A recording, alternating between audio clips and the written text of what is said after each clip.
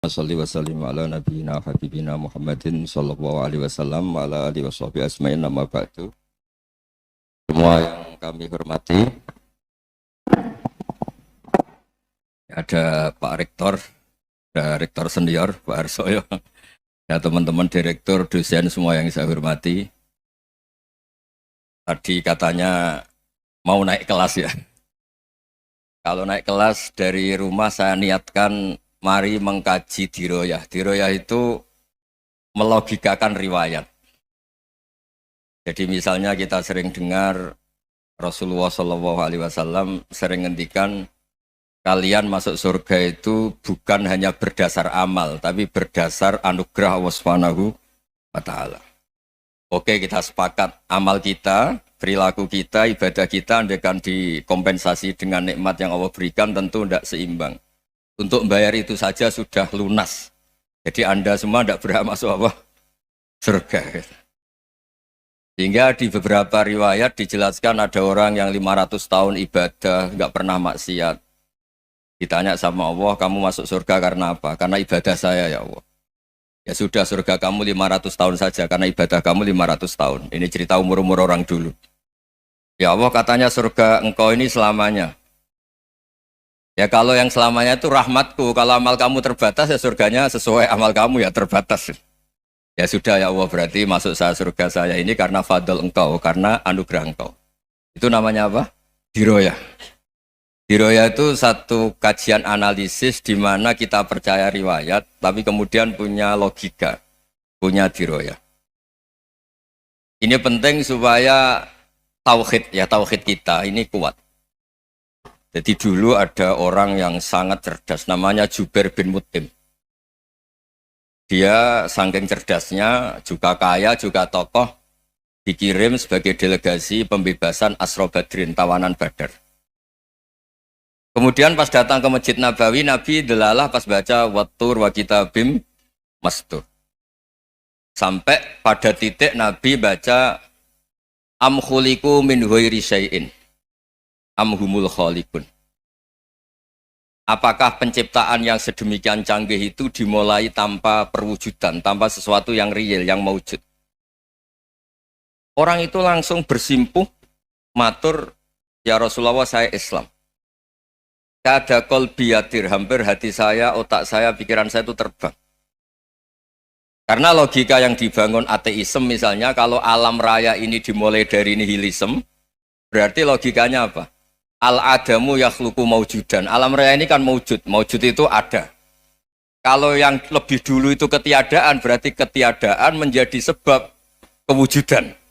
Kalau dalam bahasa Arab itu al-adamu yakhluqu maujudan. Sesuatu yang harusnya nggak jadi faktor karena ketiadaan, menjadi faktor sesuatu yang nyata.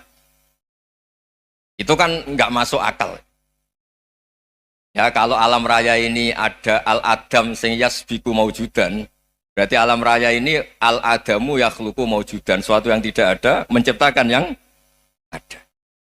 Dengan logika itu terus kita ngaji, diajari sama guru-guru kita, sifat dasar Allah itu maujud. Wallahu maujudun qadimun. Terus masuk. Yang harus distatuskan pertama dari Allah itu apa? Maujud, wujud. Karena dengan wujud ini layak menjadi penyebab adanya alam raya ini. Sehingga ketika kita menolak faham nihilisme atau ateisme, faham tanpa Tuhan, tanpa pencipta awal, kita punya diroyah. Bahwa tidak mungkin ketiadaan ini menjadi sebab perwujudan alam raya ini. Yaitu am khuliqu min ghairi syai'in. Masa alam raya ini diciptakan tanpa sebab yang nyata, yaitu wajibil wujud. Siapa itu? Allah Subhanahu wa Ta'ala. Begitu juga menyangkut sholawat. Orang boleh beda pendapat tentang redaksi sholawat. Ada yang sholli ala Muhammad, ala Sayyidina Muhammad, Nabi Muhammad. Monggo lah masalah redaksi saja. Tapi setelah dianalisis, Nabi itu Pak Rektor, jadi Nabi setelah Nabi Isa saking dihormatinya sampai dituhankan. Juga jadi Nabi yang ada cerita masih hangat, orang Yahudi itu bunuh Nabi. Jadi yang satu mendudukkan Nabi sedemikian tinggi sampai kayak Tuhan, yang satu menjatuhkan Nabi sedemikian rendah sampai dibunuh. Kayak apa susahnya jadi Nabi Muhammad SAW? Kemudian dengan gampang hadatin agama ini bikin syariat yang bernama sholawat. Redaksinya monggo lah sesuai tradisi masing-masing. Allahumma sholli ala Muhammad, Allahumma sholli ala Sayyidina Muhammad, ala Nabiyina Muhammad, monggo lah. Tapi yang jelas redaksi ini kalau di diroyah dikaji, Allahumma itu Tuhan, Tuhan itu pemberi. Wa Muhammadun wa in jalla qadruh abdun min ibadi. Muhammad apapun tinggi derajatnya tetap berstatus hamba. Sehingga agama ini terjaga oleh syihotus sholawat. Agama ini terjaga oleh redaksi sholawat. Yaitu Allah tetap pemberi sebagai Tuhan yang enggak tersaingi, la syarikalah. Rasulullah Muhammad wa in jalla qadruh, apapun prestasinya, bisa mi'raj, bisa apa saja, tetap seorang hamba yang butuh muhtajun ila rahmatih. Jika redaksi Allahumma sholli ala Muhammad ini mengukuhkan yang Tuhan tetap Tuhan, hamba pilihan tetap hamba pilihan. Tentu dengan redaksi ini kemudian kita mendudukkan Nabi benar-benar posisi terhormat. Yaitu orang yang paling berhak dapat askat tahiyat, mendapat penghormatan Allah paling tinggi, yaitu Rasulullah Muhammad SAW. Dan itu diulang-ulang oleh Allah. Subhanalladzi asra bi abdi. Status hamba ini diulang. Lagi-lagi ini bernama diroyah. Bernama apa? Contoh ketiga misalnya fihi ayatum bayinatum maqamu Ibrahim. Dulu orang Yahudi itu ada diskusi masif. Syaratnya Nabi itu mbah-mbahnya harus Nabi, harus keturunan Nabi. Kemudian semua Nabi rata-rata di Palestina, di Syam. Lalu Muhammadnya asal-usulnya dari mana? Tahu-tahu orang Arab kok Nabi, padahal orang Arab itu dulu jahiliyah. Walhasil terus diceritakan, bukti Muhammad ini turunan Ibrahim adalah ada jejak kaki Nabi Ibrahim di dekat apa? Ka'bah. Fihi ayatum bayinatum maqamu Ibrahim. Kalau Nabi Ibrahim pernah di Mekah, artinya beliau pernah meninggalkan turunan yang di Mekah. Yaitu bernama Nabi Muhammadun sallallahu alaihi wasallam. Itu disebut fihi ayatum bayinatum maqamu Ibrahim. Nah, itu namanya diroyah. Diroyah itu satu perilaku keseharian kita beragama, kemudian tahu logikanya. Yang keempat misalnya, mangkana yu'minu billahi wal yaumil akhir fal yukrim apa? Jaro. Orang yang iman karena Allah dan Rasul, maka memuliakan tetangganya. Andaikan pakai hukum sosial, tentu kalau tetangga kita baik, kita baik. Kalau kurang baik, kok kurang penggawean kan gitu. Tapi dulu itu pernah ada seorang ulama itu dibully ya, dikerjain sama anak muda tetangganya. Pak Kiai datang ke rumah saya, orang ini datang. Kemudian setelah di rumahnya, saya tidak jadi butuh sama Pak Kiai, silahkan pulang. Itu Kiainya senyum menikmati. Dan itu terulang 3 kali. Dibully seperti itu, dikerjain terulang 3 kali. Lalu tetap Kiainya tuh asik, seneng sekali. Lama-lama muda ini tanya, kenapa engkau tidak tersinggung? Padahal saya kerjain sampai 3 kali. Tak undang, terus tak suruh pulang, tak undang, tak suruh pulang. Kata Kiai tadi, yang memerintahkan baik sama tetangga itu Allah. Jadi saya nikmati ketika bisa baik sama Anda. Tidak ada urusannya dengan perilaku Anda yang nolak saya. Nah itu terus kita tahu, memang motifnya kita baik sama tetangga karena iman sama Allah dan Rasul, bukan hukum kompensasi sosial.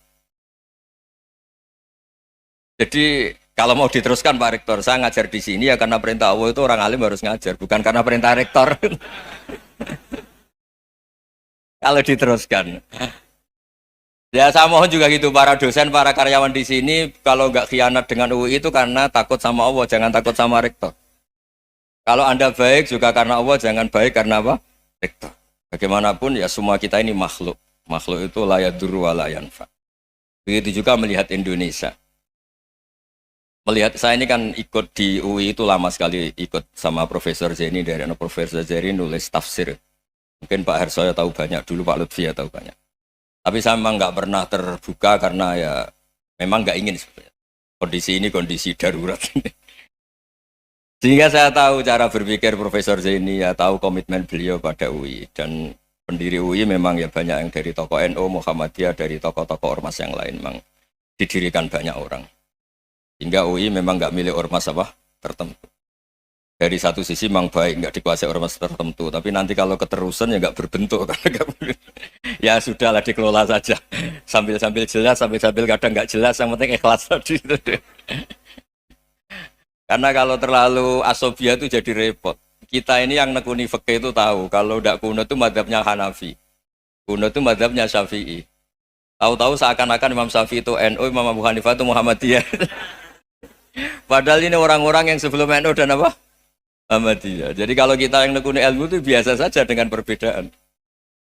Tapi kalau orang-orang yang nggak siap dengan perbedaan itu sampai Allah disifati Ta'ala itu tidak terima. Padahal Ta'ala itu maknanya Maha Luhur, yang Maha Agung.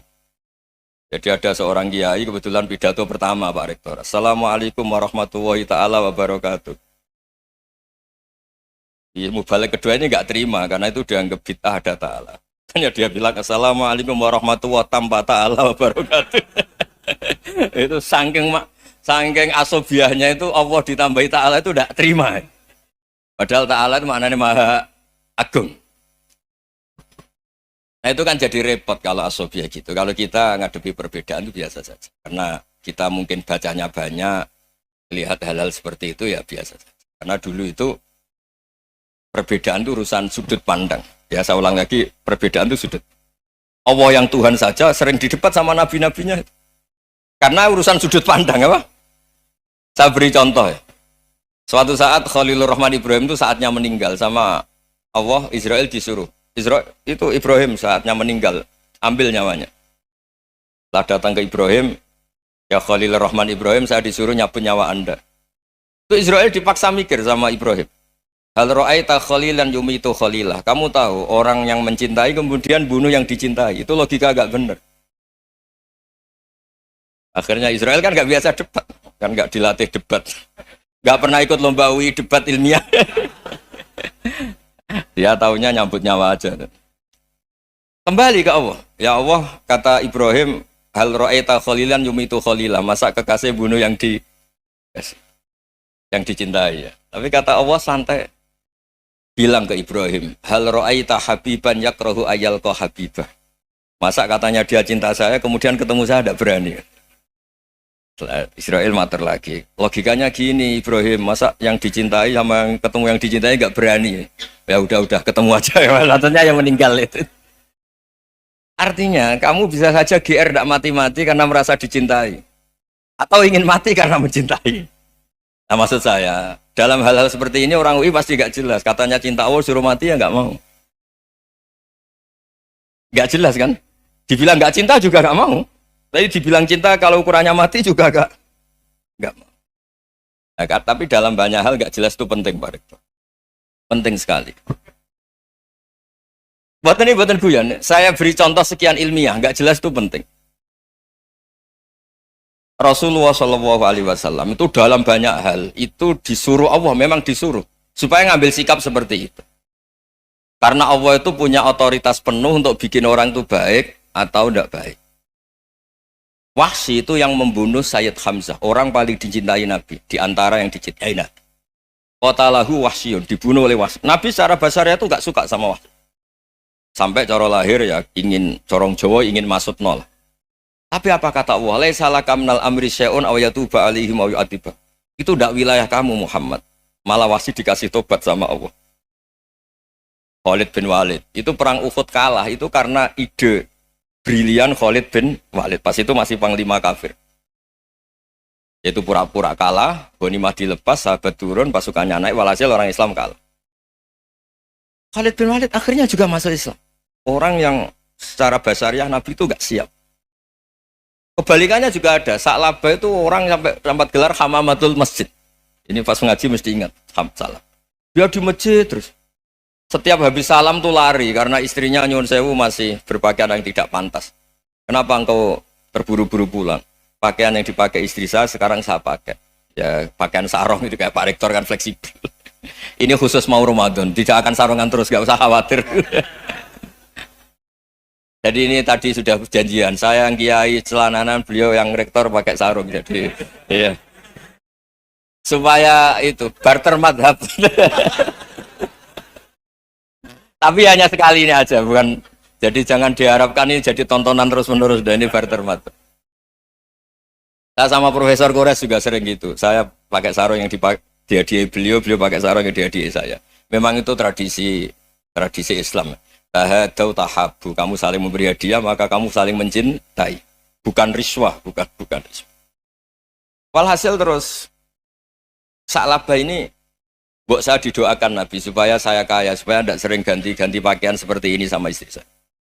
Jangan-jangan kamu miskin itu lebih baik. Ngotot minta didoakan.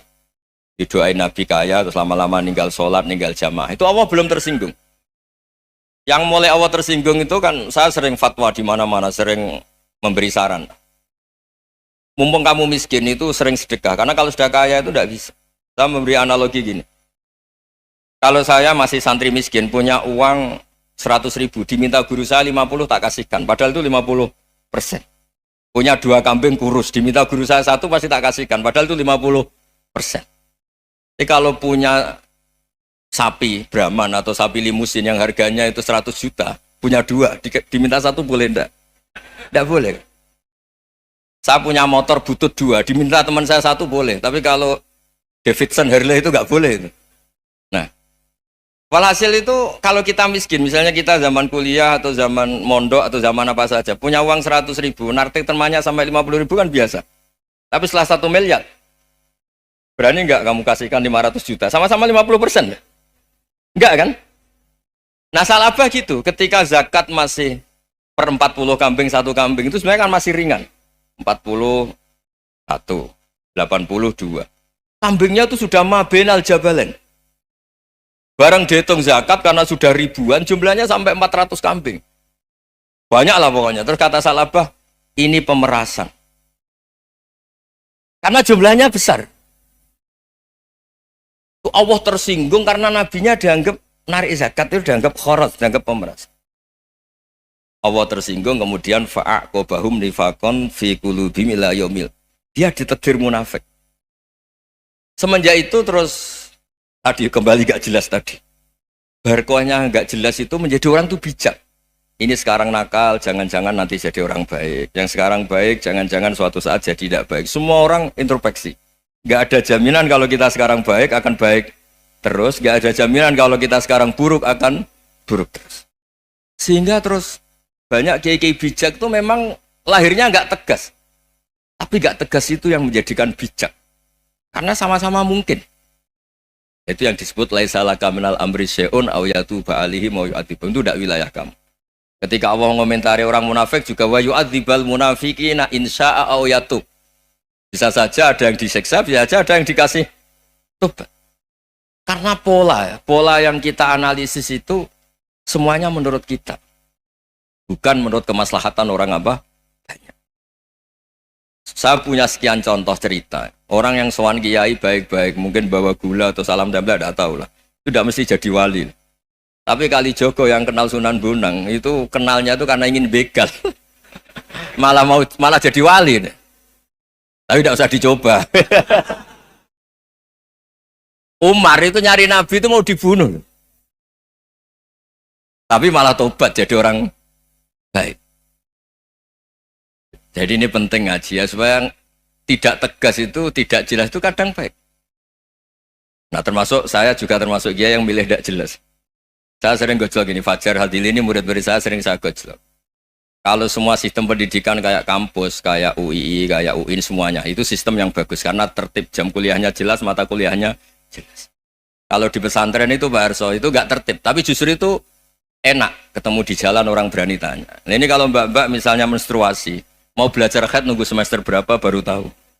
Itu bisa sekian tahun nggak sholat karena nunggu pelajarannya baru diterangkan.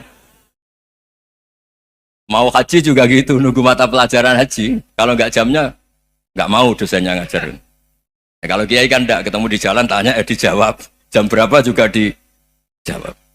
Artinya Indonesia itu berkah, ada sistem kampus yang tertib. Ya semoga termasuk tertib gajinya. Tapi tertib gajinya itu juga sebenarnya rugi. Saya sering ada pegawai negeri Gus, tolong doain saja di PNS enak jadi. Gajinya tetap. Kata saya nggak mau kalau gaji saya tetap. Kok bisa Gus enak tiap bulan mesti dapat gaji. Kalau tetap nggak naik-naik kata saya. Kalau kiai gajinya nggak tetap, tapi di atas yang tetap kata saya. Artinya Indonesia itu berkah. Kalau semuanya pakai sistem pendidikan setertib ini, orang mau tanya haid ya nunggu pelajaran haid. Bab haji ya nunggu pelajaran haji. Tapi kalau ketemu kiai itu enggak. Ya pokoknya saya pernah di pasar, Gus mau tanya, Tanya apa? Anak saya sih keluar darah terus gini-gini. Padahal biasanya khat hanya 7 hari gini-gini. Ya sudah kembalikan ke biasanya rudat kilal adat. Itu udah usah sowan ke rumah. Juga gak registrasi dulu, gak daftar dulu. Ya ini udah nyindir cerita saja. Supaya ini bukti koalisi beneran. Jadi saya yang kiai gak tertib jam, koalisi sama yang tertib jam. Jadi kalau semuanya sistem kampus, nanti pertanyaan itu enggak bisa on time, enggak bisa setiap saat. Makanya Indonesia itu berkah. Kiai-kiai yang alim yang di jalan-jalan banyak. Juga kiai yang di kampus dokter-dokter fikih banyak. Yang nekuni ilmu umum ya banyak. Macam-macam. Itu masalah itu kalau saling mengadili itu baru masalah. Misalnya kiai ngeluh, enggak enak jadi kiai, enggak punya gaji tetap. Yang dosen ngeluh, enggak dicium tangannya. Karena memang unik Indonesia itu. Kalau guru fikih kok dosen itu tetap nggak dicium tangannya. Karena pikirannya anak-anak itu wong sudah bayar disuruh nyium. Itu kayak di alam sadar tuh gitu. Kalau kiai itu kan anak-anak nggak bayar itu. Ya upahnya cium tangan itu. Makanya kalau kiai-kiai tidak keramat bisa mati karena dicium tangannya doang itu bisa mati itu kiainya. Ya ini cerita. Supaya saling menghormati, saling menghormati. Jadi kalau makanya itu pakar-pakar akhlak ya, pakar-pakar etika peradaban. Itu tertampar betul ketika Nabi urusan ilmu itu mengabaikan itu. Kalau sudah urusan ilmu, misalnya begini, ada urusan ilmu, ada mbak-mbak cantik atau ibu-ibu cantik. Itu dalam Islam itu diajarkan jangan sopan-sopan banget. Kata Nabi. Karena kekuatan ilmu itu di atas kekuatan akhlak, di atas kekuatan adab. Ya nisa an-nabi lastunna ka ahadim minan nisa. Ini taqaitunna fala takhdu'na bil qaul. Fayatma alladhi fi qalbihi maradun. Misalnya ada babak cantik, menarik, kemudian sopan misalnya sama Pak Fajarin sama dosen-dosen. Monggo binara. Wah itu bahaya pikirannya kemana-mana itu. Orang yang imannya pas-pasan, wih berarti mau. Maksud saya kalau cantik, menarik ketemu di jalan biarin aja dosennya mau kemana biarin aja. Gak usah dihormatin. Kalau dihormatin, Pak mau kemana sadar no bisa bahaya. Nah, biarin aja. Kalau tanya, Dek ini alamatnya mana? Cari sendiri Pak. Karena hanya dengan cara itu si Pak dosen ini gak kepikiran. Gak ada orang suka orang kedus itu gak akan. Tinggal sudah cantik, sopan. Wah bisa pikirannya macam-macam. Itu ilmu. Fala takhdu'na bil qaul. Kamu jangan terlalu lirih kalau ngomong. Fayatma alladzi fi qalbi maradun. Orang yang pikirannya masih kotor pasti berpikir yang negatif. Anda mungkin demi sopan sama dosen Anda. Tapi sejauh mana dosen Anda juga berpikir positif. Itu kan uji iman sama uji nyali. Nah, sama pejabat yang sopan sama kiai mungkin punya Alphard, punya Robicon, punya terus bawa uang banyak.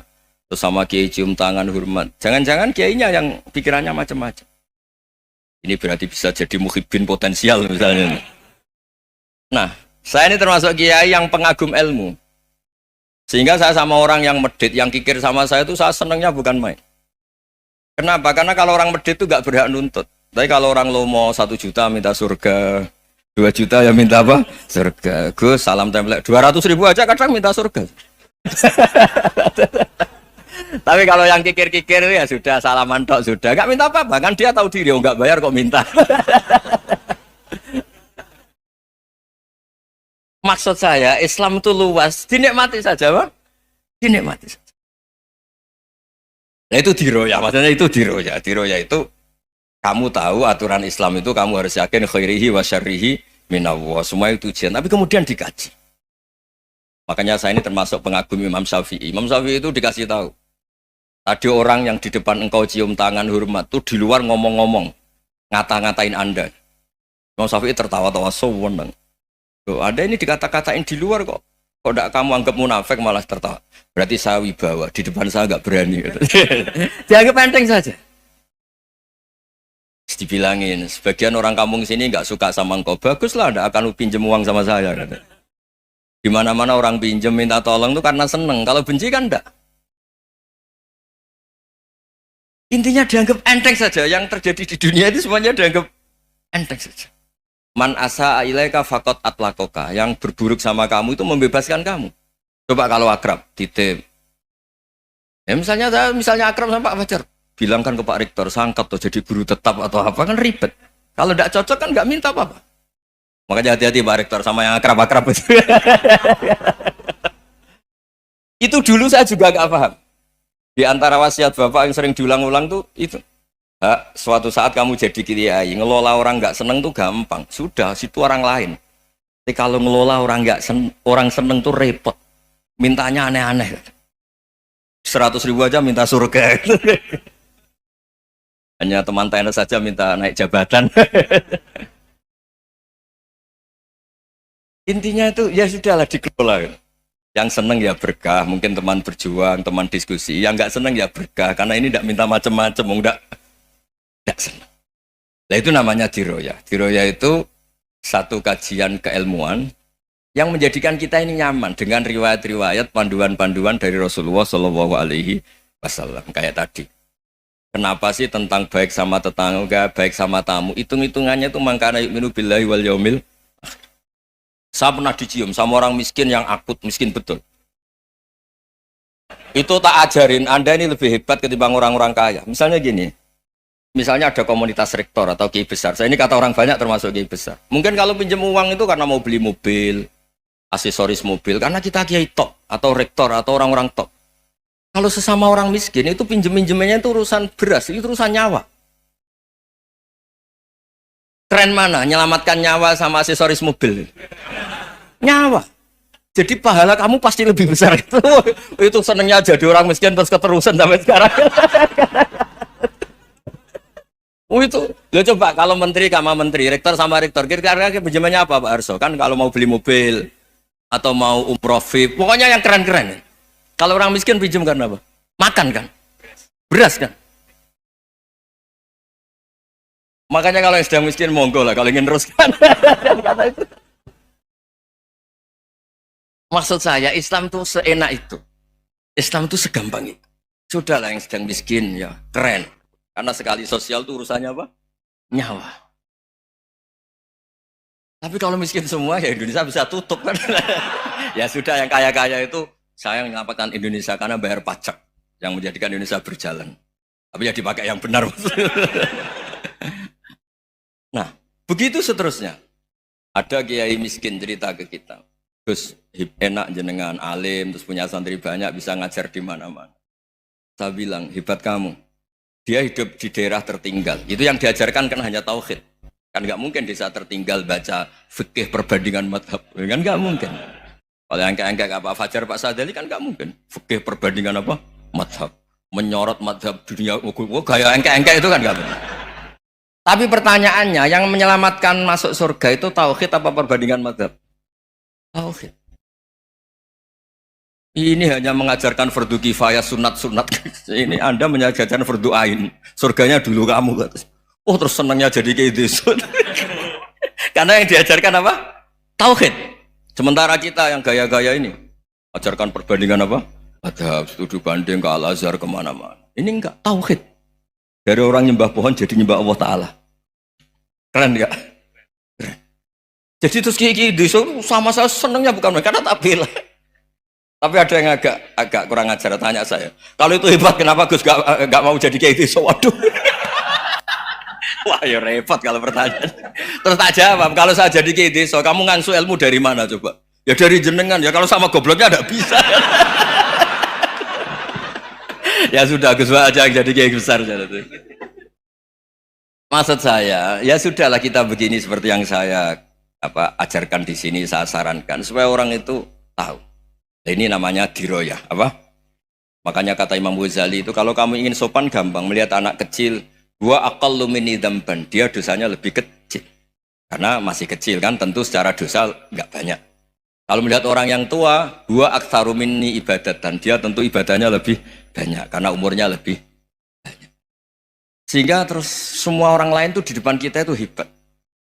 Ya semua orang lain sama, misalnya Pak ini rektor, Pak Fathul Wahid rektor. Tanggung jawabnya lebih banyak, berarti pahalanya lebih banyak. Tapi sama, ketika melihat Nyon Sewu, melihat pegawainya yang secara lahir di bawahnya, Ini tanggung jawabnya nggak banyak, pasti salahnya juga enggak. Itu yang diajarkan Rasulullah Shallallahu Alaihi Wasallam, sehingga enak lah. Tapi kalau kita melihat orang lain selalu salahnya, itu pecundang.